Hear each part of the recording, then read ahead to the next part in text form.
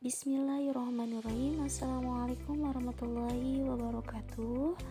Perkenalkan, nama saya Nur Anissa Fitri. Saya akan mempresentasikan keteladanan Rasul Ulul Azmi. Dosen pengampu Pak Taufik MPD, mata kuliah Akidah Akhlak, kelas 8, semester genap. Di sini ada peta konsep keteladanan Rasulul Azmi. Yang pertama Nabi Musa, yang kedua Nabi Ibrahim, yang ketiga Nabi Musa, yang keempat Nabi Isa, dan yang terakhir Nabi Muhammad SAW. Tujuan pembahasan ada 4. Yang pertama pengertian Rasulul Azmi, yang kedua sifat utama dan keteguhan Rasulul Azmi, yang ketiga contoh perilaku Rasulul Azmi, dan yang keempat hikmah dari kisah keteladanan Rasul Ulul Azmi. Pengertian Rasul Ulul Azmi. Ulul Azmi berasal dari bahasa Arab yaitu ulul yang artinya orang yang memiliki, dan azmi yang artinya cita-cita yang mantap. Menurut Sirajuddin dalam buku Ensiklopedi Islam menyebutkan bahwa ulul azmi artinya orang-orang yang memiliki kemampuan kuat dan teguh. Secara istilah, ulul azmi berarti rasul-rasul pilihan atau nabi yang memiliki keteguhan hati, lapang dada, dan sabar dalam hadapi kaumnya yang menantang dirinya tidak mau menerima ajaran yang disampaikannya. Nama-nama Rasulul Azmi di sini ada 5 poin. Yang pertama ada Nabi Nuh, yang kedua Nabi Ibrahim, yang ketiga Nabi Musa, yang keempat Nabi Isa, dan yang terakhir Nabi Muhammad SAW. Dalil tentang Rasulul Azmi. Bismillahirrahmanirrahim. Fasbir kama sabaru ulul azmi minar rusuli wala tasta'jil lahum ka'annahum yawma yarawna ma yu'aduna lam yalbasu illa sa'atan minan nahar falahum fahal yuhlaku illal qaumul fasiqun. Shadaqallahul adzim. Sifat utama dan keteguhan Rasulul Azmi. Yang pertama, Nabi Nuh alaihissalam berdakwah kepada kurang lebih 950 tahun, tetapi yang beriman hanya 80 orang. Jumlah yang sangat tidak seimbang dengan lamanya berdakwah. Nabi Nuh alaihissalam dengan kesabaran dan ketabahannya tetap terus menyeru kaumnya agar hanya menyembah kepada Allah Subhanahu wa Ta'ala. Yang kedua, Nabi Ibrahim alaihissalam.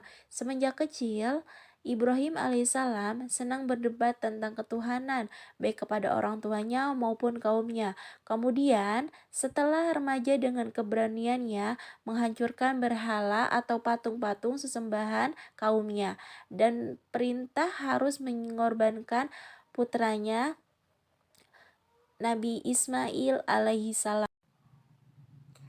Yang ketiga ada Nabi Musa alaihissalam. Kesabaran dan ketabahan Nabi Musa alaihissalam. Pada zaman itu beliau harus berhadapan dengan seorang raja yang sangat kejam, zalim dan bengis. Lebih dari itu, dia mengaku sebagai Tuhan yang harus disembah. Jika tidak mau, pastilah mati di tangannya, yaitu Fir'aun. Yang keempat ada Nabi Isa alaihissalam. Tantangan yang dihadapi Nabi Isa alaihissalam dalam menyampaikan dakwah adalah para pendeta Yahudi. Kaum Yahudi ini selalu menyulut api keangkuhan dan kesombongan, bahkan mendustakan ajaran beliau. Yang terakhir ada Nabi Muhammad SAW. Nabi sangat sabar dalam menghadapi hinaan dan cacian para pemimpin dan pemuka agama kaum Quraisy yang menantang ajarannya.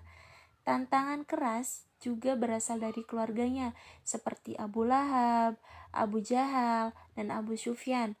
Bertahun-tahun lamanya, Rasulullah SAW dan para sahabatnya berdakwah, tidak sedikit cacian, hinaan, hingga ancaman pembunuhan yang didapat. Contoh perilaku Rasulul Azmi. Yang pertama, sabar dan teguh. Yang kedua, berdoa dan memohon kepada Allah Subhanahu wa Ta'ala. Yang ketiga, menyampaikan ajaran Allah Subhanahu wa Ta'ala. Yang terakhir, teguh dalam belajar dan beribadah.